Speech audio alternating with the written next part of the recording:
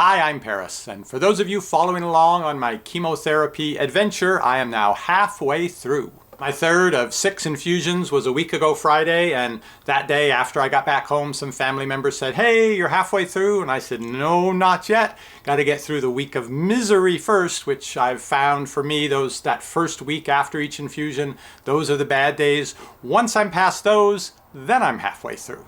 So that was a couple days ago, and yes, there were some miserable days in there, but I'm feeling much better now, and now I really feel like I'm halfway through, and I'm going to be able to get through the second half.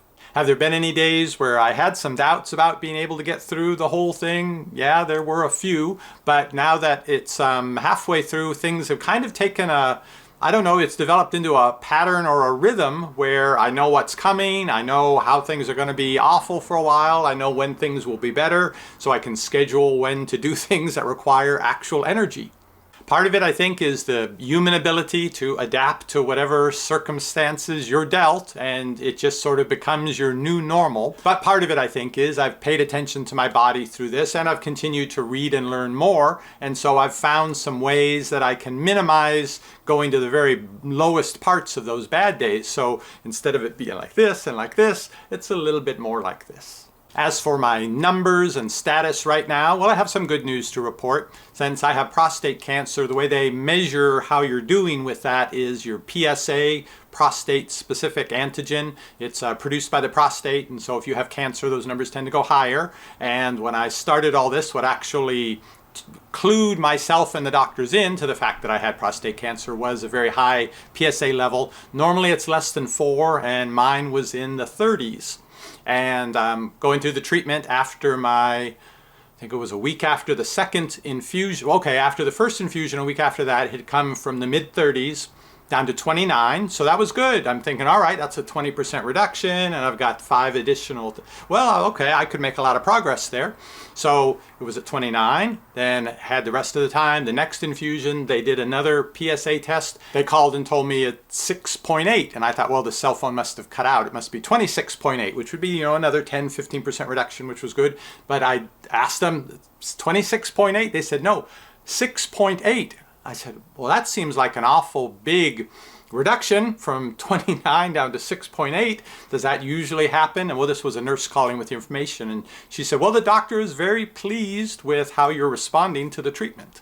So I know they don't want to get your hopes up. And of course, they don't want to leave you with no hope. So they sort of play it in the middle. And that was fine with me because I know test results can be off from one time to the next. So I decided to take it with some guarded optimism. I told my family about it and said, hey, keep in mind this doesn't measure the cancer directly. This is a measure of what the prostate cells are producing. So it's good that it's down, but I'll believe it's down to 6.8 if in a month's time I get another test result showing that it's that low. I'll find that out this coming week.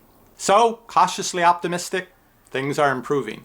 Now, some of the numbers are the other way as regarding my health because the stuff they're putting in me, the Taxotere for the chemotherapy, it's a race between how much it can damage the cancer before it does too much damage to me. And so they did in my last infusion, they did have to lower my amount of Taxotere they were giving me because my liver enzymes were looking a little high. They were a little concerned about that.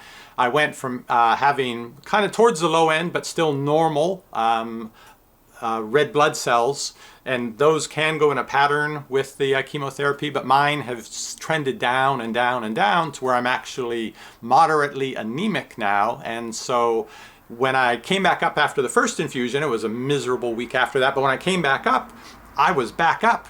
But I found after the second infusion, after the third infusion, I don't go quite back as far up to having the energy to do everything again as I did the time before. So it's sort of staircasing down as my anemia is getting worse. And they tested my iron stores and my B12 and my folate. It's not that that's causing the problem. It's the lack of red blood cells. They're down about 20% from where they normally are for me. And I definitely feel that when I go on the couple-mile walk in a park near our house here with the kids. Used to have no problem coming back on the uphill part.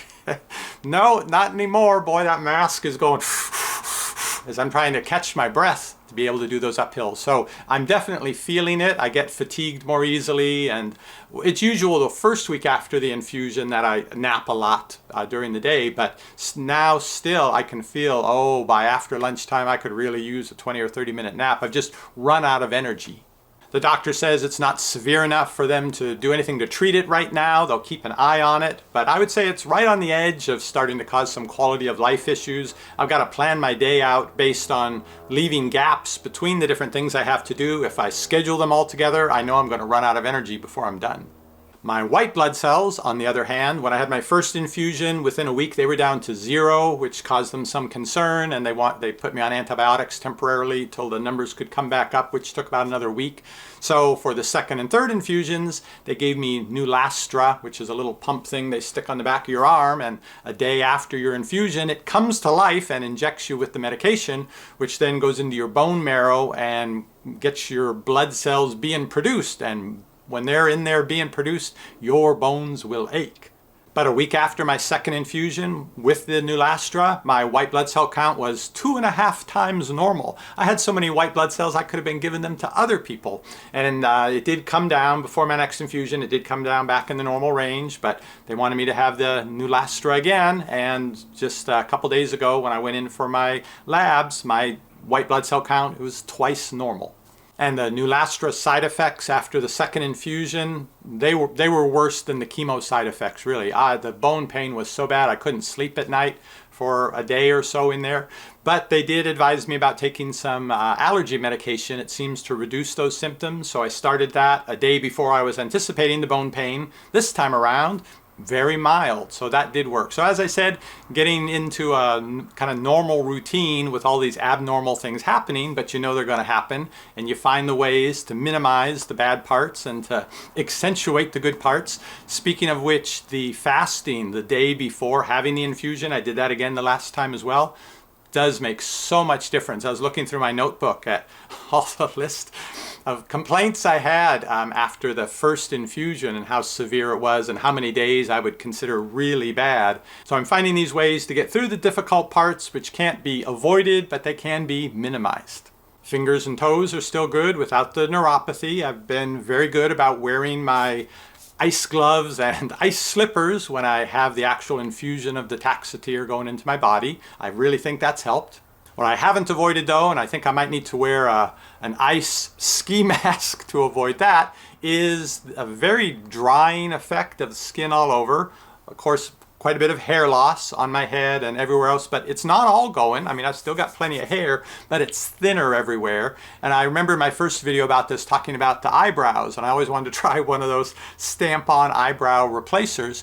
So when I'm looking in the mirror like this, my eyebrows look a little thinner, but they still look like eyebrows. But I found if I look up and sort of expand it, I can see the individual hairs now in the eyebrows. So it's actually getting that thin, which is thin enough to be noticeable, but it doesn't seem to be thin enough that I can start stamping on new ones. And I said from the beginning about the hair, I just let it do its thing. If it was going to fall out, that's fine. The only thing I didn't want was for it to get so scraggly looking. So I was okay with hair that looked like Doc Brown from Back to the Future, but I'm afraid it's getting more like Riff Raff from the Rocky Horror Picture Show. Let's not do that time warp again. So my youngest daughter, Jimena, has been brave and has been cutting my wife's hair. I guess really more trimming it than doing a full cut. So I may let her have a go at this and just sort of put what I have left right around here and get rid of the riffraff part of it. The other reason though that I feel like I'd need an ice ski mask to try to reduce some of the effects is the dry skin, and I think some collagen reduction that's happening everywhere. And I've noticed on my face that, I'll just make a neutral face here. Was that neutral? Well, I've noticed the lines. Well, of course, I've always had the wrinkles, but I've noticed like here around my jaw, these lines now I'm going to look over here at the monitor and see if I can accentuate them. They've gotten so deep set, and I think it's a combination of the dry skin, but also I think the lack of collagen. And I've read that chemo ages you. It can age you emotionally and mentally, but physically it actually makes you look like an older person because it accelerate some of those things that will normally happen to you when you get older anyway. Now, whether they come back after the chemo or not, that I'm not sure. I assume once you stop killing off and damaging the cells that produce the collagen, some of it will come back, but some of the age just may remain. My appetite's pretty good. My weight has stayed in the 180s, between the low to upper 180s, depending on where I am in the cycle. My attitude, well, on the days that I feel miserable the whole day, there's so much discomfort, I'm probably sort of surly to people that I'm dealing with. But the other days, I try to have a good attitude. There's a show that we watch just about every day, and it is so funny. It's funnier for me than The Office or Friends, which is the other thing that gets binge watched here by people in the family. But it's a show called Kim's Convenience, and I just love this show. If you haven't seen it, I'd recommend checking it out. It is the perfect show for when you need a good laugh. And another thing that's been nice for keeping my spirits up is all the nice comments I've received on the videos in this series. Thank you so much to everyone with your supportive messages. If I haven't gotten back to responding to your comment yet, I'm sorry. When I stop moving around and sit down to do something on the computer, I'm likely as not to take a nap. But I will reply to all of them. Thank you all again so much. I hope everyone has great holidays. We've got some nice family things here planned with just the immediate family. And I've still got some energy today, so I'm going to get back out in the front yard and get up a few more decorations. I'll see you hopefully before the new year, but definitely on the next review. There are so many choices and you don't want to stress. You want your health food at home, receiving only the best. That's what we're here for. We give honest reviews. Paris DX.